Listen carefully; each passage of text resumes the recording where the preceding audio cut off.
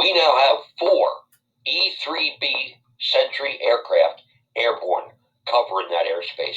What does that tell you about the situation we perceive ourselves to be in? And it gets worse. It gets very, very much worse. Ladies and gentlemen, I am sorry to have to report to you that the United States Navy has sortied almost every warship from the ports of San Diego, Pearl Harbor, Hawaii, and Norfolk, Virginia. Today, here in the East Coast of the United States, the USS Arlington, a San Antonio class amphibious transport, left Norfolk. The USS Iwo Jima, a Wasp class amphibious assault ship, left Norfolk. The USS Bataan, another Wasp class amphibious assault ship, left Norfolk, as did the USS Kearsarge, another amphibious assault ship. In addition, the USS Gunston Hall, which is a Whidbey Island class dock landing ship, left Little Creek, Virginia, as did the USS Carter Hall, another dock landing ship. Ladies and gentlemen, they were joined by the USS Arlington, a San Antonio class amphibious transport, which left Norfolk, and the USNS Medgar Evers, a Lewis and Clark class dry cargo ship, which also left Norfolk. In addition to the amphibious assault ships and dock landing ships that I outlined above, the USS James E. Williams, an Arleigh Burke class Flight 2A guided missile destroyer, the USS Forrest Sherman, another Arleigh Burke class Flight 2A guided missile destroyer, the USS Mitchell, an Arleigh Burke class Flight 1 guided missile destroyer, the USS Gonzales, another Arleigh Burke class Flight 1 guided missile destroyer, and the USNS Arctic, a supply class fast combat support ship, all also departed from Norfolk, Virginia today. In addition to those warships, the USNS Joshua Humphreys, a Henry J. Kaiser class replenishment oiler, left Norfolk today, as did the United States Coast Guard cutter Tampa, which is a famous class medium endurance cutter, departed Portsmouth, Virginia.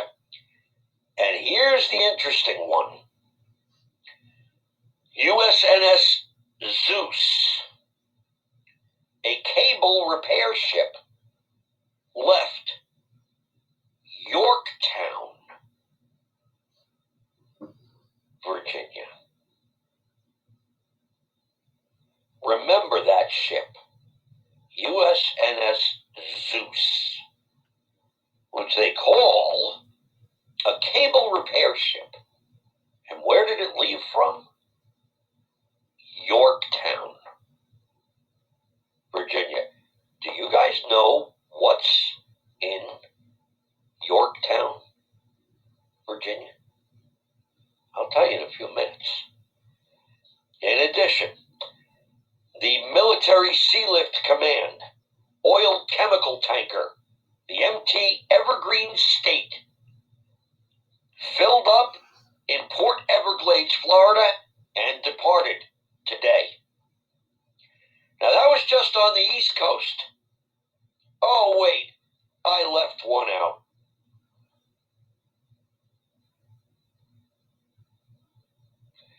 The USS Delaware, a Virginia class, Block 3, nuclear attack submarine, departed Groton, Connecticut today. That's just the East Coast. From Pearl Harbor, Hawaii, the USS Wayne E. Meyer, Arleigh class, Flight 2A guided missile destroyer, left Pearl Harbor. The USS Annapolis, a Los Angeles class, Flight 3, 688I improved attack submarine, left San Diego.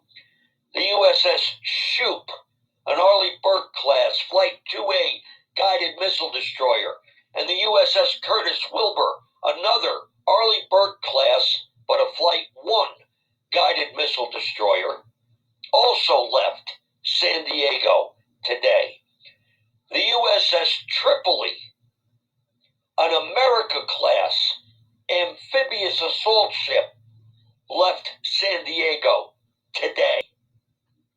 And after all these ships departed San Diego, the United States Navy deployed on active patrol combatant craft, assault craft.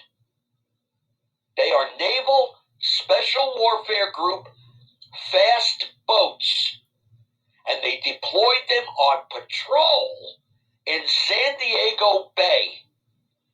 What does that tell you about what we think we might face?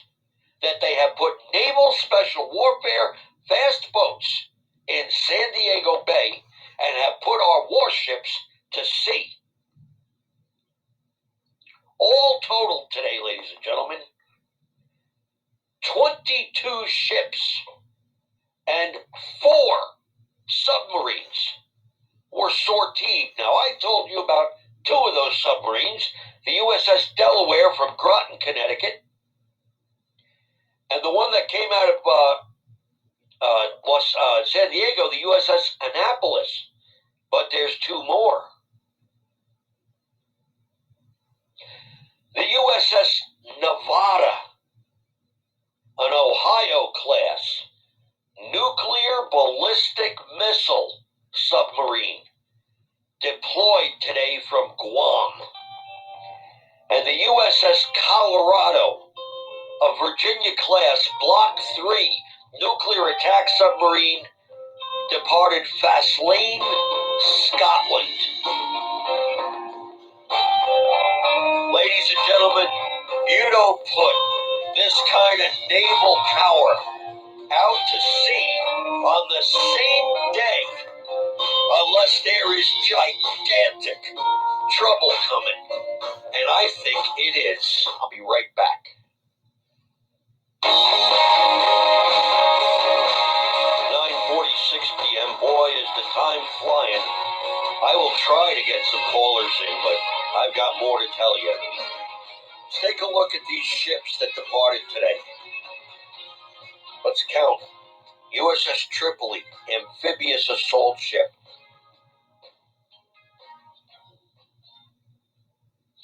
USS Anchorage, amphibious transport dock. USS Arlington, amphibious transport. Iwo Jima, amphibious assault. Bataan, amphibious assault. Kearsarge, amphibious assault. Gunston Hall, dock landing. Carter Hall, dock landing.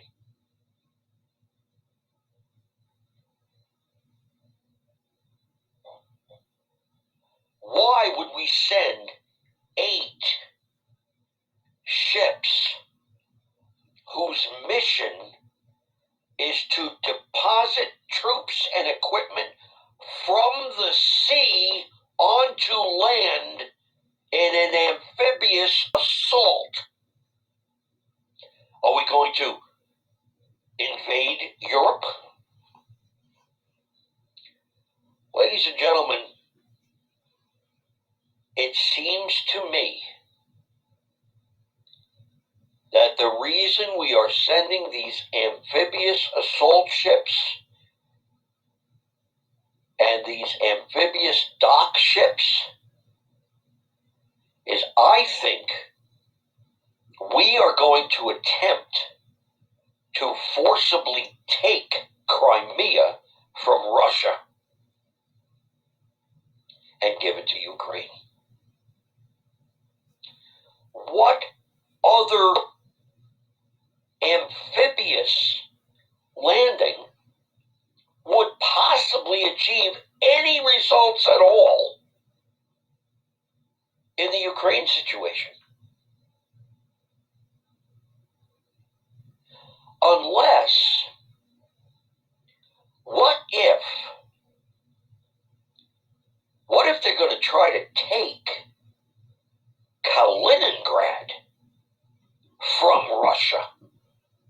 Kaliningrad's a little patch of Russia separated from the main country that sits below Estonia and above Poland. And from Kaliningrad, Russian missiles can reach all of Europe. Why are we sending 8 U.S. naval vessels designed for amphibious landings and attacks if we're not going to make an amphibious landing and attack? And what do you think Russia would do if America tried to take Crimea from Russia? What do you think Russia would do if America tried to take Kaliningrad from Russia? The other thing is, how many Arleigh Burke guided missile destroyers? 1, 2, 3. I'm going down the list here. 4, 5, 6, 7. 7 Arleigh Burke guided missile destroyers. And why 4 nuclear submarines? 3 nuclear attack submarines and 1 nuclear ballistic missile submarine. That USS Nevada is an Ohio-class nuclear ballistic missile submarine. It has 192 warheads. I think we're going to war. I think we're going to war against Russia. There is absolutely no valid reason whatsoever for us to be doing this.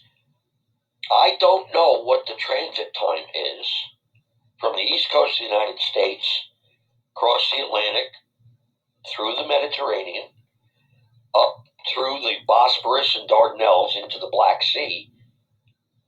I don't even know if they'd be foolish enough to go into the Black Sea, which is basically a giant lake that Russia controls like 2/3 of the land area around it, and everything, absolutely everything in the Black Sea can be hit by a never-ending supply of Russian missiles. If we send our vessels into the Black Sea, we are sending those crews to die.